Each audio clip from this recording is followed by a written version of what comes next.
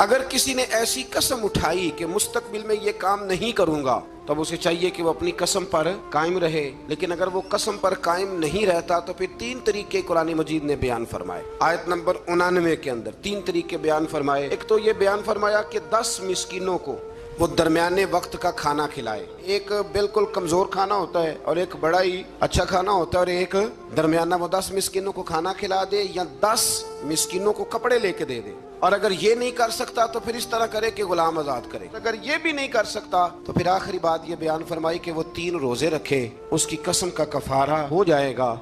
लेकिन मेरे नबी करीम सल्लल्लाहु ताला अलैहि वसल्लम की अहादीस से फुकहा ने एक मसला बयान किया है कि अगर कोई शख्स ऐसी कसम खा ले कि जो कसम ही जायज नहीं शरीयत में, किसी ने कसम उठा ली कि आज के बाद भाई से नहीं मिलूंगा, तब ये तो उसने सिला रहमी का रिश्ता तोड़ने की कसम उठा ली। तो अब उसके लिए हुक्म है कि वो कसम तोड़ दे, लेकिन कफारा भी अदा करे।